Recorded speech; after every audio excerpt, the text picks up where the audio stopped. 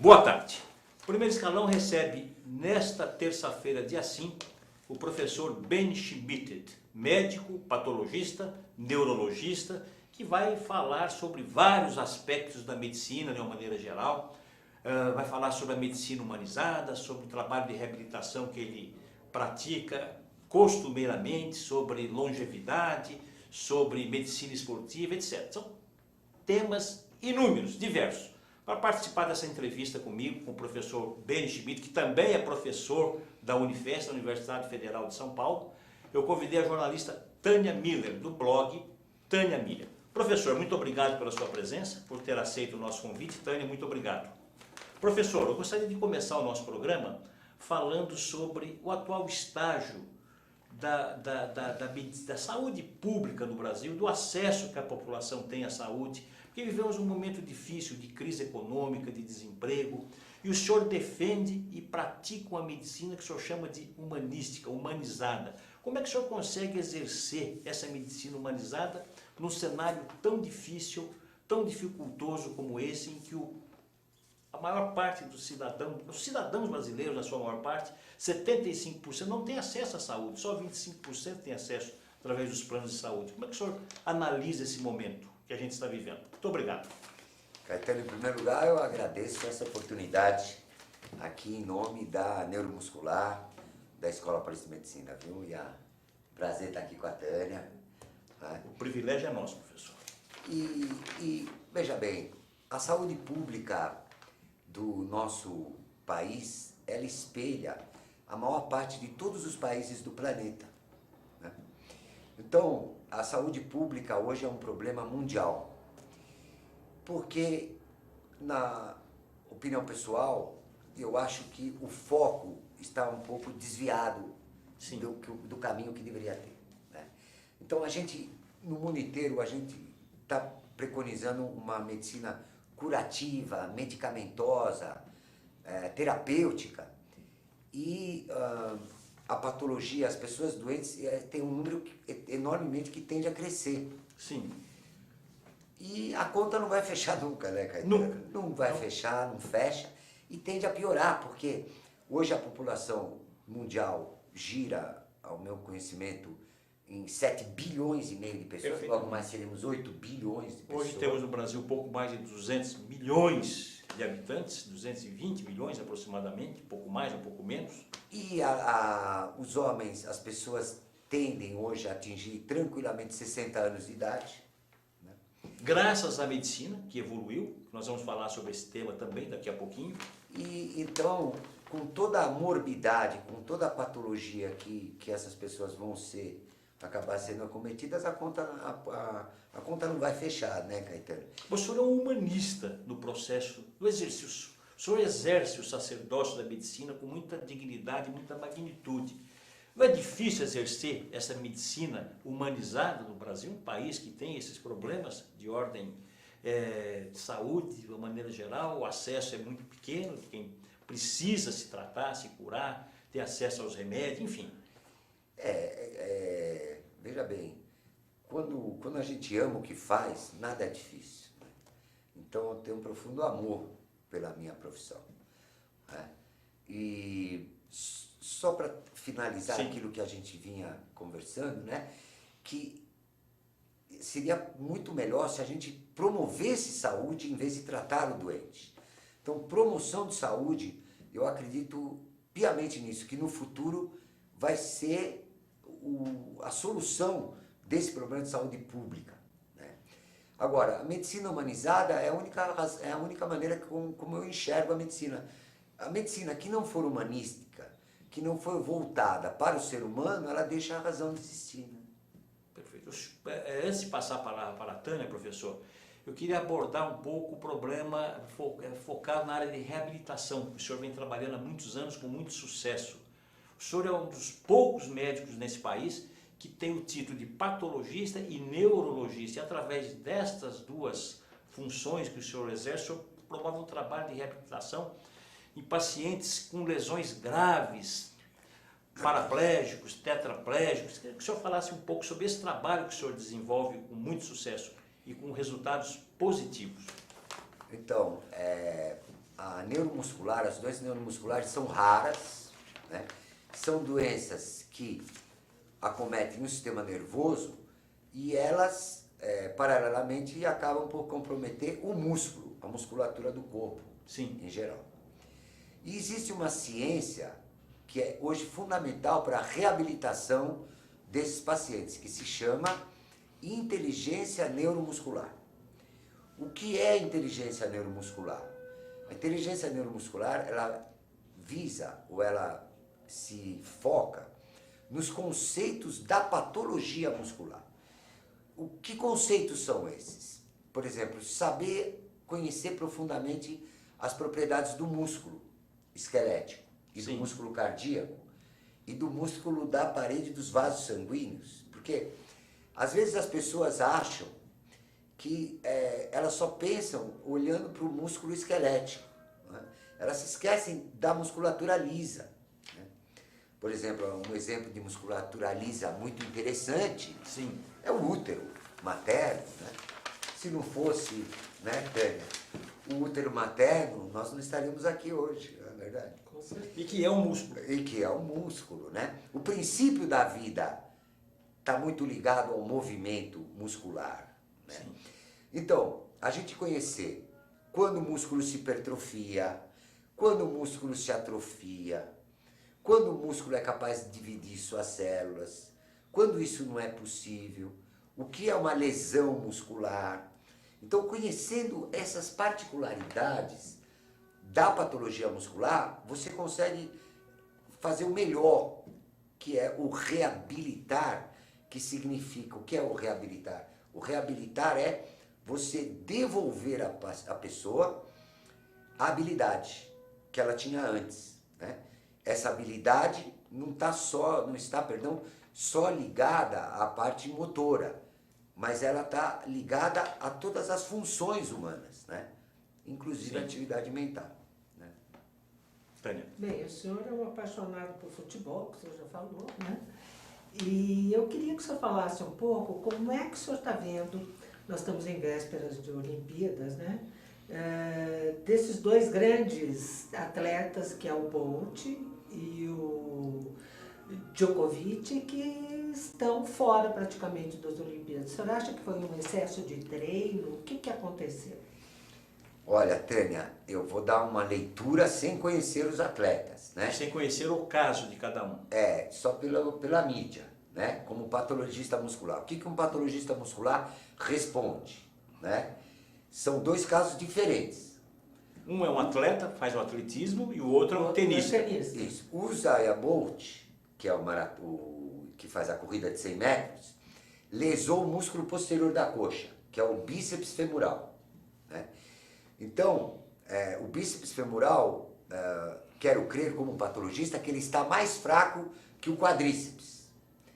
Então, com todo respeito, o primeiro suspeito é o preparador físico dele, né? Sim, mas houve uma exigência maior do que ele poderia suportar. Não é bem assim, Tânia. É o seguinte, o músculo anterior da coxa tem que estar sempre nivelado com o músculo posterior da coxa. Então, eu vou aproveitar a oportunidade para dar um conselho a todos os fisioterapeutas e preparadores físicos do nosso país no futebol. Se vocês pensarem onde que ocorre as principais lesões musculares no futebol, vocês vão ver que é justamente no músculo do Usain Bolt. Por quê? Porque os preparadores físicos do nosso país, em muitos lugares do mundo, ainda não entenderam que a força muscular, a parte anterior da coxa, tem que ser igual à da parte posterior da coxa. Igual. Por quê? Porque se houver um desequilíbrio do agonista com o antagonista, quem vai sofrer é o músculo mais fraco. Então, vocês podem reparar, o telespectador, por exemplo, nas academias de ginástica, né, Tânia, que todo mundo faz aquele exercício com a perna de frente. Mas pouca gente deita de costas para fazer de costas, né? Geralmente as Inclusive meninas, mais difícil, mais dificultoso. mais dificultoso. Os homens não costumam, mas as meninas por causa do bumbum, né? Para ficar mais bonitinho. Mas aí não é uma questão de beleza, né? Então o Usain Bolt teve uma lesão muscular. O que é lesão? Lesão, existe uma palavra grega, perdão, que se chama esquisson, que é rasgado. Lesão é um rasgado na carne, um rasgado muscular, né? Então ele teve uma rasgadinha muscular, que para se recuperar, se não forem feitas medidas diferentes, como injeções de corticoides, né? Ela tem que esperar pela recuperação, a reabilitação e o repouso natural. O músculo esquelético ele se regenera toda semana, inteirinho do corpo. Mas ele se regenera sem sem medicamento? Existe essa possibilidade? Sem medicamento, e até muito bom não dar medicamento, como por exemplo anti-inflamatório, viu, Caetano? Por quê?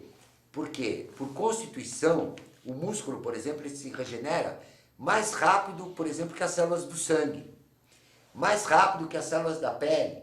Mas é necessário que ele pratique novamente exercício para se reabilitar ou não? Não, veja bem, depois de uma lesão muscular, dependendo do grau, se ela for leve, moderada ou grave, você pode optar, né? Se você é um corredor, se der para andar, você pode andar um tanto, né? O melhor preparador físico, Tânia, do mundo, não é um preparador físico que estudou tudo sobre fisiologia do exercício, por exemplo, ou que sabe a patologia muscular. O melhor preparador físico de um atleta é aquele que vive com o seu atleta, dia a dia, que conhece os limites do seu atleta, né? Então esse é o melhor preparador físico. Então aqui, com todo respeito, não sei, ele pode até ser inocente, sim, né?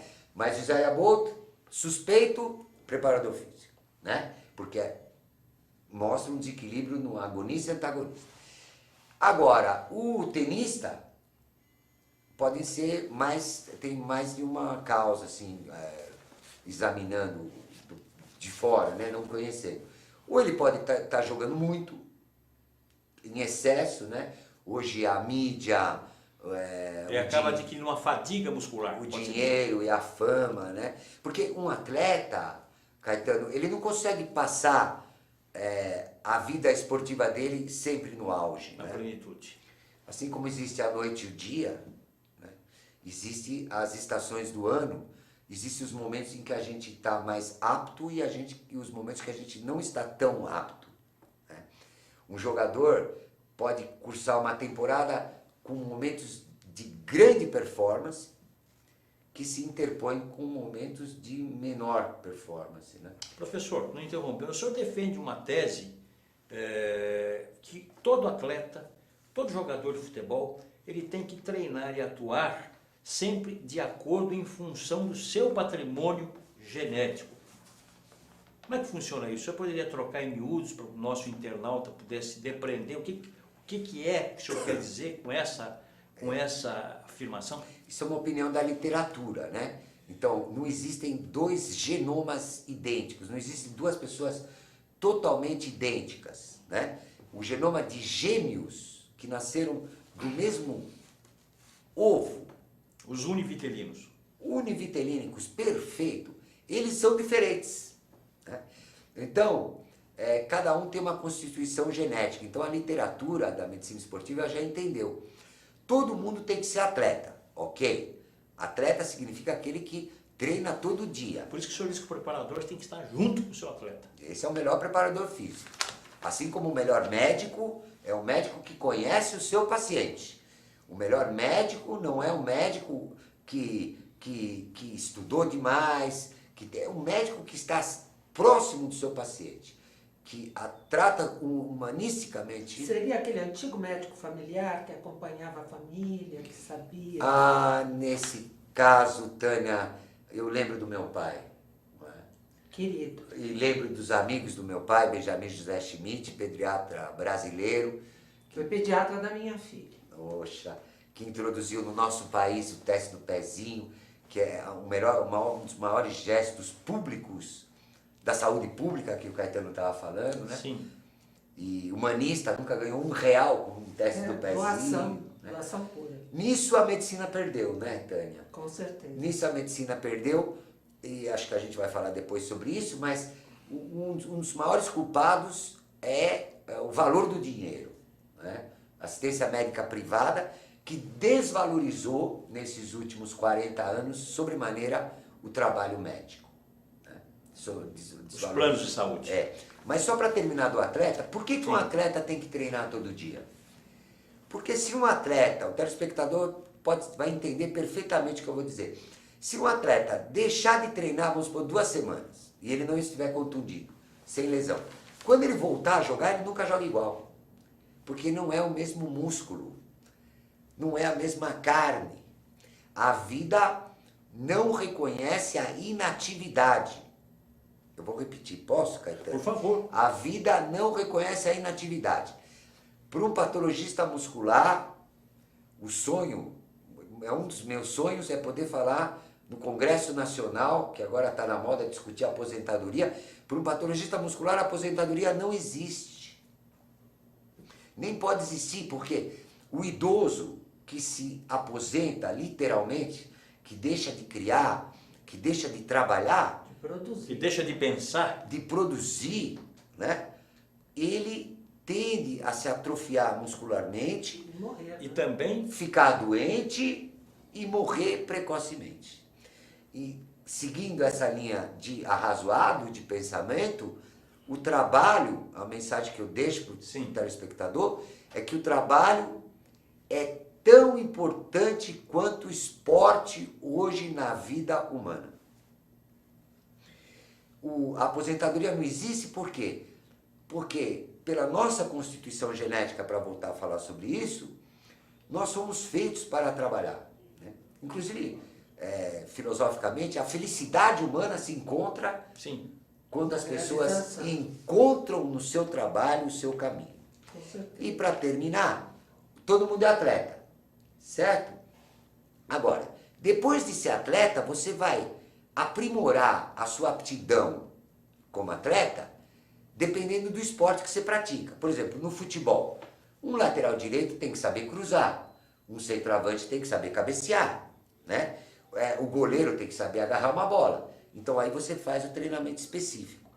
E também o condicionamento genético, por exemplo, o Alexandre Pato fez o teste genético com o médico Joaquim Grava, na época quando ele foi liberado para jogar aqui no Brasil, e ele usou a genética para se recuperar.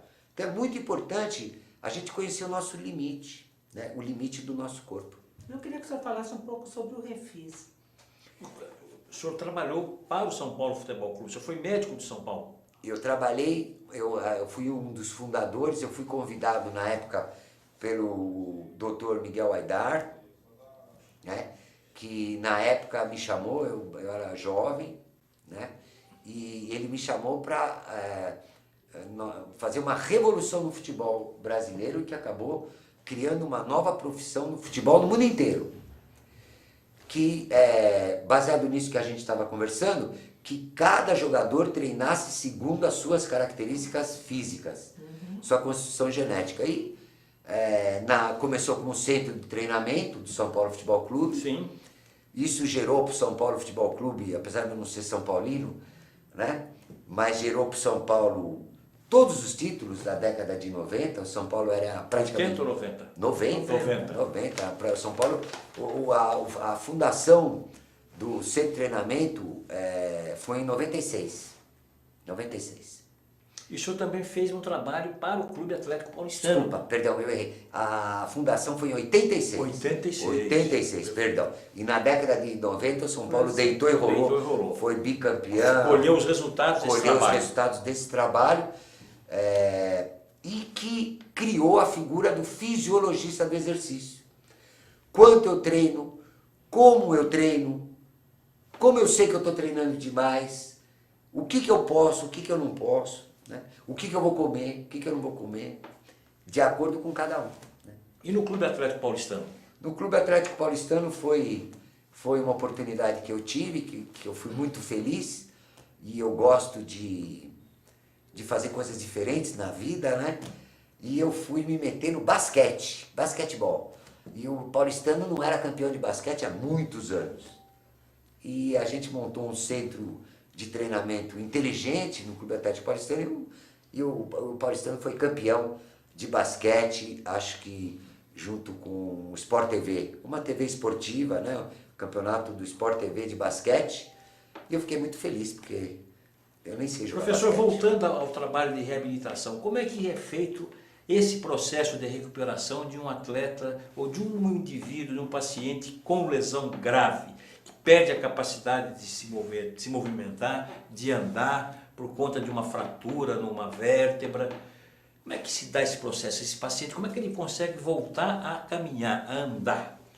Olha, depende da etiologia. É possível?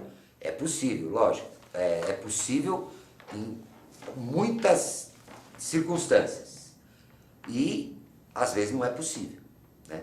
Mas, uma mensagem para o telespectador. O que não pode é não fazer nada.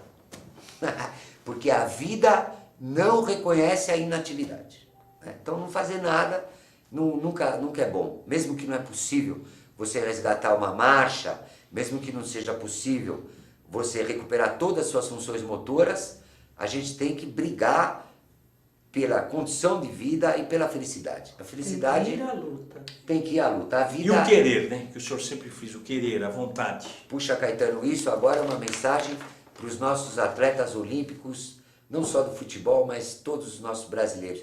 O que mais desagradou, eu amo futebol, Tânia. O que mais desagradou aos brasileiros que amam futebol, da gente perder de 7-1 contra a Alemanha, não foi somente o placar. Foi a apatia. Foi a apatia, a maneira como nós perdemos. Como foi entregue o jogo. E nós não demos carrinho, nós não mordemos a camisa, nós não batemos, nós não xingamos.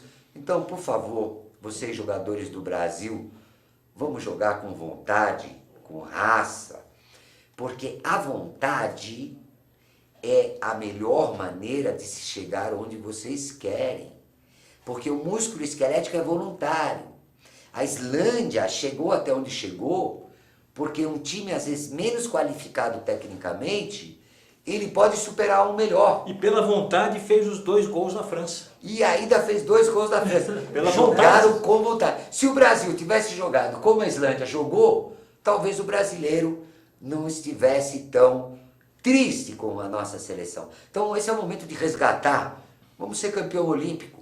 Vamos jogar com garra. Vamos lembrar os bons tempos do futebol brasileiro. Nós temos jogadores maravilhosos e que o técnico Tite entenda que futebol e que todos os esportes começam com a vontade. Não adianta nascer campeão, Caetano e Tânia. Tem que lutar para ser campeão. Tem que vestir a Tem camisa. que ter vontade, porque o músculo depende da Essa vontade.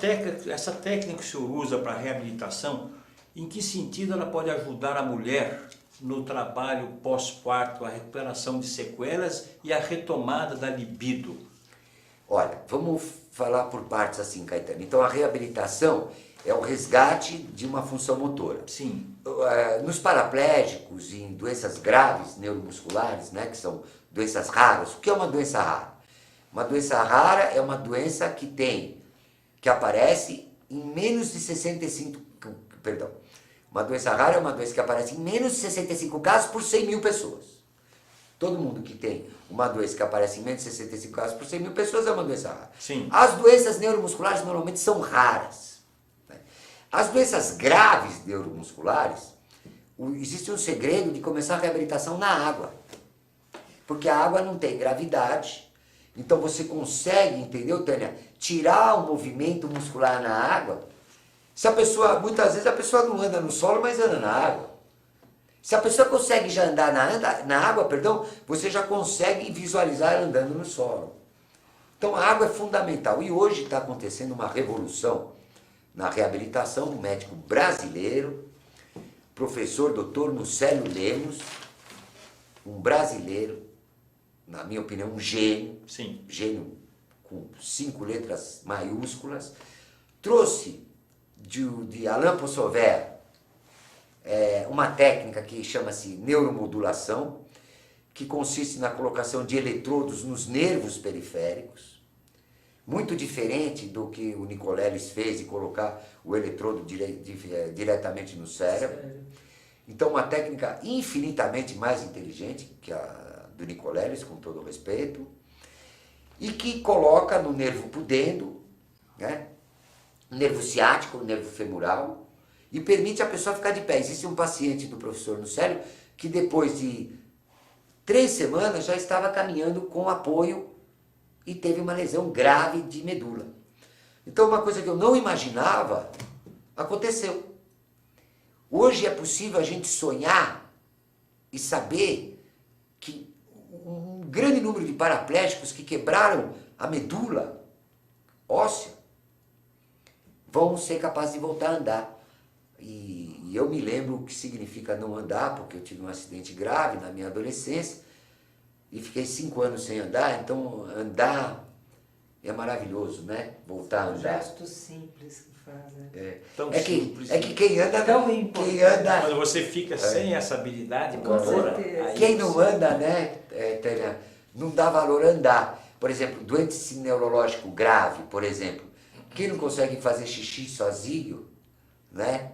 Meu Deus do céu, quando um idoso consegue fazer xixi sozinho é tão bom, né, Tânia? Tudo de bom. Né? Então, aí a reabilitação. Agora, libido. Essa técnica, eu vou pôr as palavras de Muscélio Lemos em minha boca. Essa técnica vai revolucionar a libido humana. Porque a partir do momento que ele coloca o neuromodulador no nervo pudendo, você pode pensar que você vai simplesmente acabar com a impotência sexual e com a libido, né? Porque o nervo pudente é o responsável, um dos principais, pela ereção. Né? A ereção não é um fenômeno muscular, né? A ereção é um fenômeno vascular e cortical, sistema límbico e sistema vascular, né? E o neuromodulador, ele pode terminar, por exemplo, a gente pode pensar que nós vamos matar a indústria farmacêutica de Viagra, Cialis, né, no futuro. Inclusive, eu ia entrar nesse assunto Né? com o senhor. Porque é muito mais fisiológico, né? Agora, eu fico imaginando que as mulheres, às vezes, isso pode ser um problema para as mulheres, né? Porque você já pensou, Caetano? Eu ligo para a Tânia, né? A Tânia com 18 anos, eu com 19 anos, né? Falo, olha, Tânia, nós vamos namorar hoje às 5 da tarde. E aí eu aciono o neuromodulador, e esse neuromodulador ele não tem hora para terminar, né? É complicado. Aí vai ficar complicado. Como é que o senhor vê as pessoas tomando remédios para fomentar a sua libido, principalmente homens? Olha, eu vou estender a sua pergunta para te responder o seguinte. Hoje, Faz bem para a saúde, não faz bem para a saúde? eu vou estender, É uma muleta eu vou estender essa sua... nociva? Isso, eu vou estender isso para te dizer o seguinte ao telespectador. A saúde não se compra na farmácia, a saúde não se compra fazendo exames de laboratório, a saúde é um estilo de vida, conforme a gente falou, a gente achar o nosso caminho na vida. Né? Porque um idoso, Caetano, um idoso de 65 anos, quantos dias ele pode ficar de férias, sem fazer nada, vendo televisão e sem produzindo nada, Tânia? Hoje em dia tá difícil. Então, eu volto a repetir, o trabalho é fundamental para a felicidade, né? E a saúde, ela depende muito do trabalho, da satisfação pessoal, da gente estar contribuindo, né? E depende de ter uma atividade física. Hoje, com a vida tecnológica que a gente tem pessoas que sentam no carro, as telefonistas passam horas e horas sentadas. Eu quero deixar claro para o telespectador que não foi Deus que criou a cadeira, né? Quem criou a cadeira foi o homem.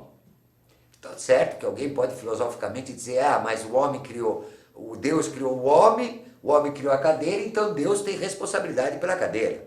Né? Tá bom, mas de qualquer É maneira... um silogismo interessante. Mas a cadeira não é, de maneira alguma, boa para a saúde. Né? A gente sabe, a patologista muscular sabe que ou você senta no chão, ou você deita no chão, ou você anda ou fica de pé, mas se está numa cadeira a longas horas, ela cursa, ela não faz bem para a saúde e é fácil todo mundo entender, todo telespectador entender. Tragam para mim, um dia, uma pessoa cinquentenária que não tenha dor muscular nas costas. Quem é que não teve uma dorzinha nas costas? Então, a dor nas costas, a lombalgia, que é uma das coisas mais comuns hoje do ser humano, ela está muito É ligada o velho reumatismo. com a cadeira, né? As pessoas sentam na cadeira para dirigir, nós estamos sentados hoje aqui na cadeira, nós temos que estar fazendo um programa de pé. Né? E Mas não sei- voltando aos remédios para Vamos voltar disfunção ao remédio. erótica, são nocivos? Como é que o senhor vê, como médico, como Toda, patologista? todo veneno pode virar um remédio. Não existe na ciência a palavra droga, ela tem que ser conceituada do jeito que ela é. O que é droga? Droga é qualquer substância que, numa determinada quantidade, é nociva à saúde humana. Isso é droga. Então, por exemplo, uma coisa que pode fazer bem, né? Por exemplo, a gente usa a enzima botulínica muitas vezes na medicina, né? Não só para estética. Não só no Botox. Com certeza. Inclusive, ela surgiu não para estética, depois que ela foi utilizada como estética. Perfeito, não só para o Botox, perdão, ela surgiu e ela é um bom medicamento, por exemplo, para controlar a espasticidade, né? Agora, se ela for usada numa determinada quantidade, ela se torna uma droga poderosa. Sim. Né? Até nociva, né? E até nociva à saúde. Então, concluindo, o Viagra é nocivo. Assim, sempre os medicamentos têm uma ação colateral que é nociva para Médio e determinadas longo prazo. pessoas. E a farmácia, é lógico que a farmácia ela foi um desenvolvimento humano muito importante, né? Os medicamentos antibióticos, né? Mas nós ainda, o ser humano, sabe, Caetano, o ser humano, por exemplo, eu me lembro na Columbia University, que chegou o primeiro Macintosh da Columbia University em 1988. 88 para 2016, são quantos anos? 28. Então o homem moderno, esse que está aqui agora, nós somos homens modernos. Tânia, você é uma mulher moderna, né? O homem moderno, que passa por essa fase moderna, ele tem menos de 30 anos. O homem está no início de uma nova era, né? Então eu sou otimista, filosoficamente sou uma pessoa muito otimista. Eu acho que o homem vai melhorar, vai se adaptar a todas essas descobertas, todas essas tecnologias. E eu sei que o telespectador, a gente está vivendo um mundo com muito terrorismo, aqui no Brasil com muita violência, os meninos policiais não sabem que ordem cumprir, se tem que atirar, se não tem que atirar. Falta educação para o nosso país. Principalmente educação. Né? Porque não se combate, né, Tânia, a violência com armas. Alguém deveria dizer para o ministro da Educação que tem que se combater a violência com educação. E livros. O senhor tem uma experiência internacional. O senhor viveu na França, fez mestrado na França, foi professor na França, na Universidade de Marseille, foi professor na Universidade de Columbia, nos Estados Unidos, estabelecendo um cotejo com a medicina praticada nesses países em relação à medicina praticada no Brasil. Existe uma medicina superior nesses dois países ou o Brasil não deve nada para esses países em termos da prática médica? Do ponto de vista da evolução Olha, Caetano, eu vou te surpreender. científica da medicina. Eu vou te surpreender agora, porque eu acho que você não esperava essa resposta que eu vou te dar. Pois não. Eu agora não vou falar como um apaixonado pelo Brasil que eu sou. Vou falar como cientista. A medicina brasileira é insuperável. Insuperável. Insuperável. Nós temos excelentes cientistas. Insuperável. O médico brasileiro é o melhor do mundo. E vou explicar esse pensamento, esse arrazoado da seguinte maneira. Então, eu tenho a experiência de fui professor em Paris, em Marselha, há muitos anos. Fui professor da Columbia University, fui professor na Itália, né? E posso dizer com autoridade de ter vivido essa coisa na vida, né? O brasileiro é um médico especial, né? Porque aqui no Brasil, o Brasil é um país especial, né? O Brasil é um país ainda livre, né? Nós temos uma liberdade que eu não vi em outro país do mundo, né? E vou dar alguns exemplos para você entender essa minha resposta. Em Nova York, por exemplo. Em Nova York, o paciente, sobretudo o paciente do Serviço Público de Saúde dos Estados Unidos, ele é um número. Ele você não chama um paciente pelo nome. Aqui no Brasil, a gente ainda chama os pacientes pelo nome, né? Então, Tânia, por favor, por gentileza, venha comigo, né? As fisioterapeutas, por exemplo, aqui no Brasil, trabalham sem luva. Nos Estados Unidos, elas trabalham com luva. Ora, fisioterapia, a gente precisa do toque, do contato, né? O médico brasileiro faz uma anamnese, tira uma história uma história maravilhosa.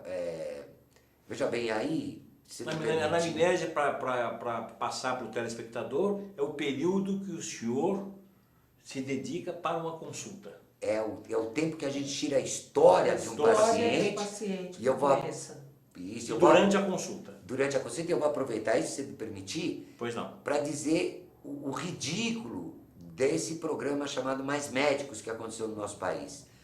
Um bom médico, como Benjamin José Schmidt, meu pai, me ensinou, um bom médico, se ele tirar uma boa história, uma história bem feita, com calma, ele faz o diagnóstico em 90, 85, 90% de todas as pessoas que o procuram, né?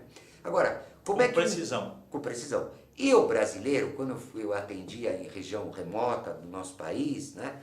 Por exemplo, já tive clínica em São Luís do Maranhão, né?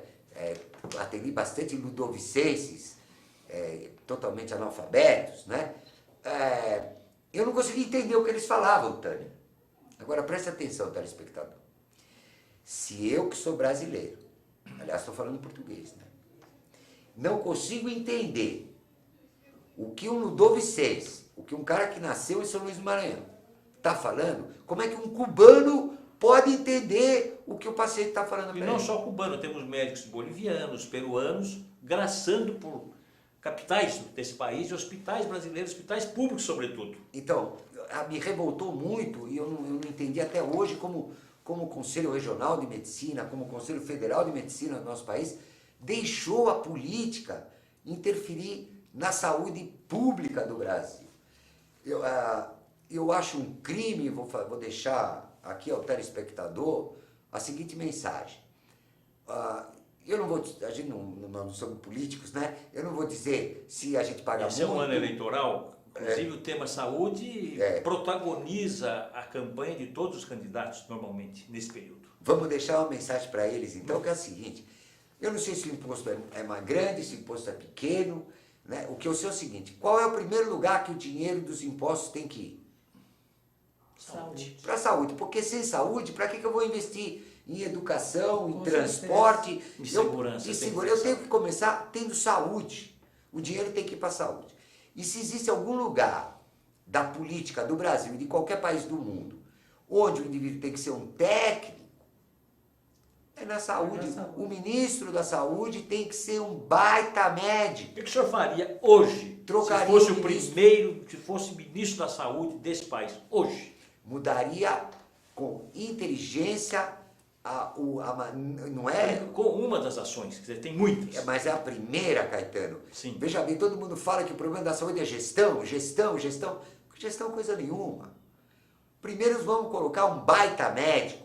Um médico, por exemplo, que foi dono de hospital, que já foi dono de laboratório, Tem know-how. que tem know-how, um professor titular, que tem opinião própria, que possa errar, mas que seja médico. Um engenheiro, o atual ministro da saúde é um engenheiro. Então ele vai tomar atitudes ou escutar técnicos, mas não é a opinião dele. Puxa vida, o mínimo que se espera é um médico que tem opinião própria, Voto próprio. que saiba agir. Então eu começaria por aí. Quem é o ministro da Saúde do Brasil? Nós temos médicos, Tânia, extraordinários no nosso país, que são internacionalmente, se bem que internacionalmente, não quer dizer nada, viu, telespectador? Porque essa coisa de medicina globalizada, eu acho que tende, inclusive, vai chegar uma hora que as pessoas vão entender que ela vai desaparecer, sabe? Porque, vejam bem, o que tem a ver a medicina do Brasil, do brasileiro, com a medicina do indiano, por exemplo? O indiano come outras coisas, o indiano vive diferente, o indiano pensa diferentemente. Então, eu acho que a medicina tem que ser gerada pelas pessoas que vivem no seu habitat. Sem dúvida.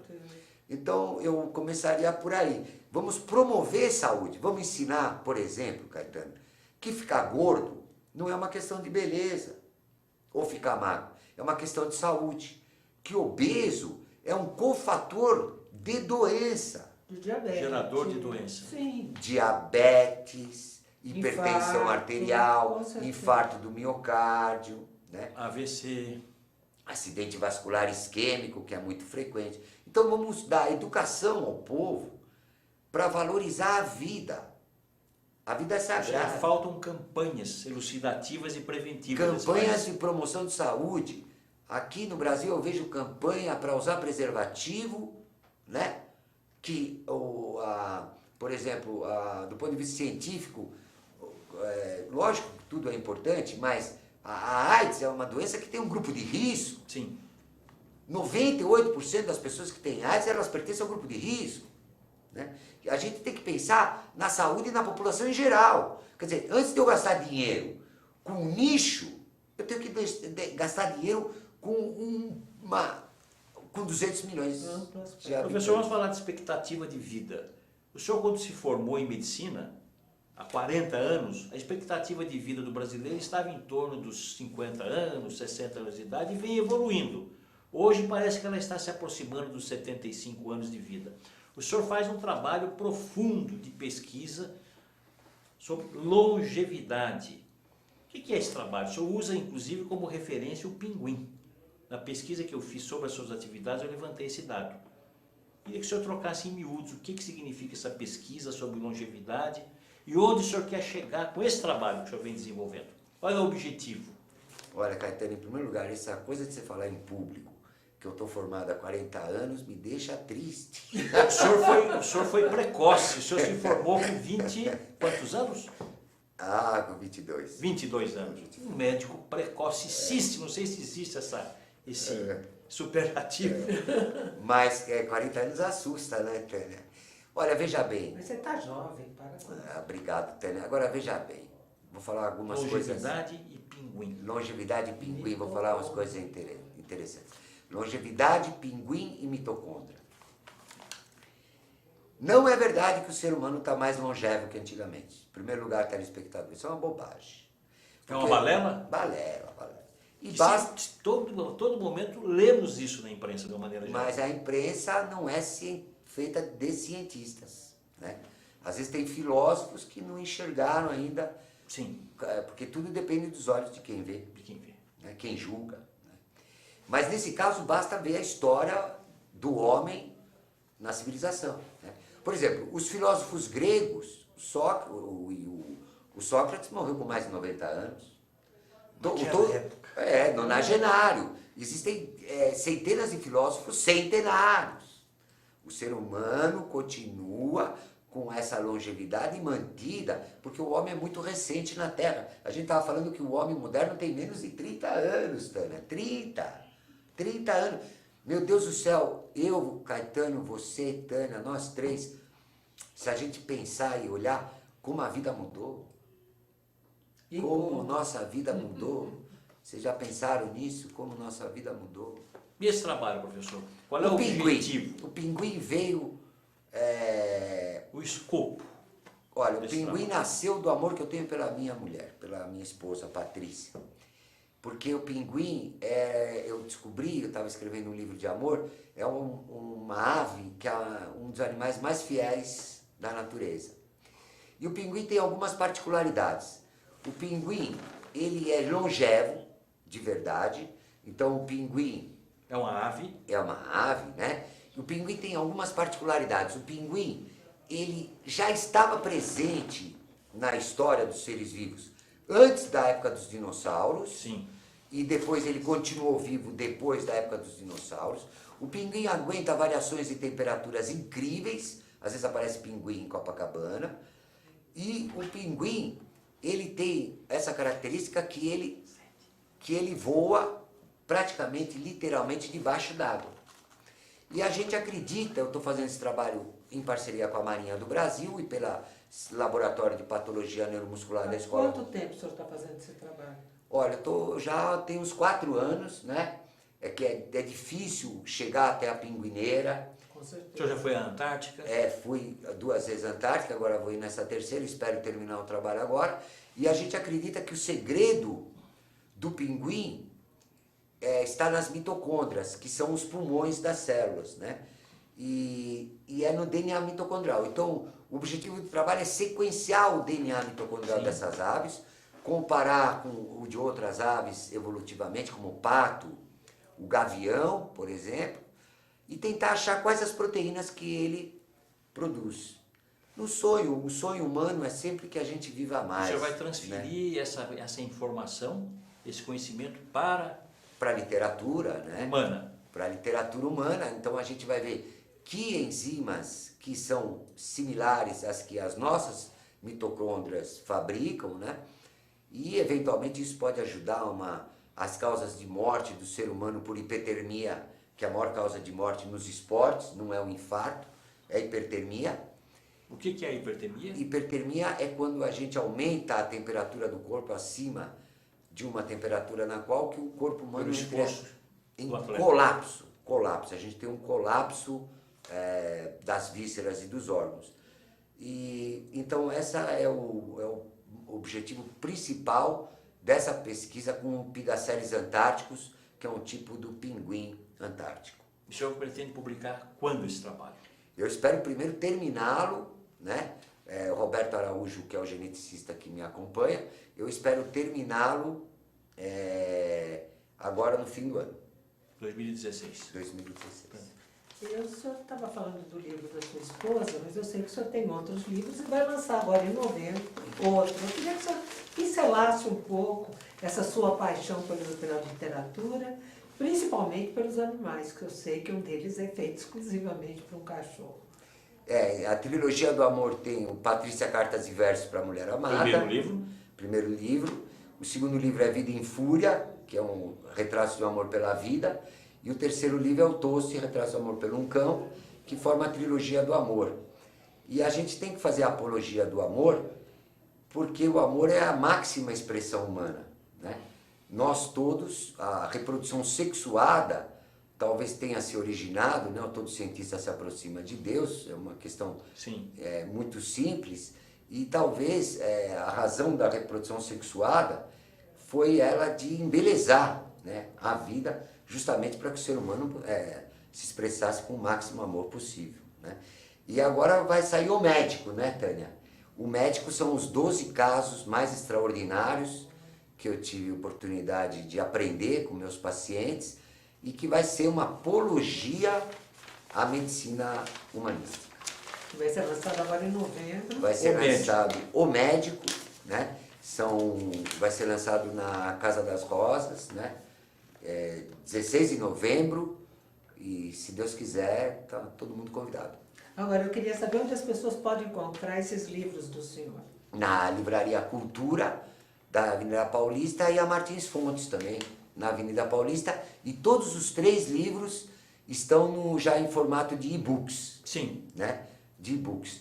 E nesse momento, O senhor tem um site, professor?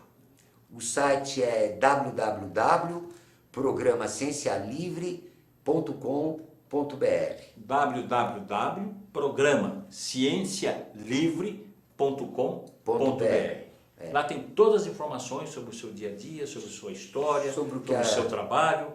Isso.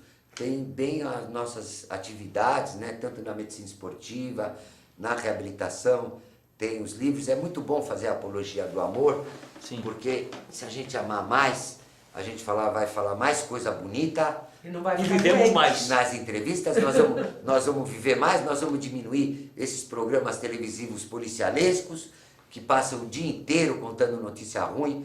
Então acho que falar de amor precisa falar com a boca cheia, falar com vontade, porque amor é tudo de bom. Professor, o senhor é um filósofo, é um médico e filósofo. Para terminar o nosso programa, qual é o conceito que o senhor tem de felicidade? O que é felicidade? O que é ser feliz? Para a gente encerrar com chave de ouro a nossa entrevista. Com chave de ouro, Caetano e Tânia, obrigado por terem me convidado aqui. Felicidade, esperança, são palavras que estão ligadas a uma coisa que é a palavra milagre, né? Sim. Nós 3 já tivemos mais de 60 milhões de batimentos cardíacos, porque todos nós já atingimos a idade de idosos, não é verdade? E a mensagem que eu deixo para o telespectador é que a receita é justamente essa, né? Que a razão não explica a vida, Sim. que a vida é mágica, a vida é um milagre. Vocês jovens que estão nos assistindo, aproveitem cada batimento cardíaco, né? Aproveitem todos os momentos da sua vida, né? passem pelos momentos difíceis, sabe, tentando tirar alguma experiência boa, né? Tentem viver da maneira mais bela que vocês puderem, porque a beleza talvez seja a razão de todos esses milagres. Professor, muito bem, muito obrigado pela sua entrevista maravilhosa, muito obrigado, Tânia. Eu que agradeço, foi um prazer. Foi um estar com o prazer. professor. Excelente trabalho, excelente entrevista. Primeiro Escalão volta na próxima terça-feira, às 4 da tarde. Até lá, muito obrigado.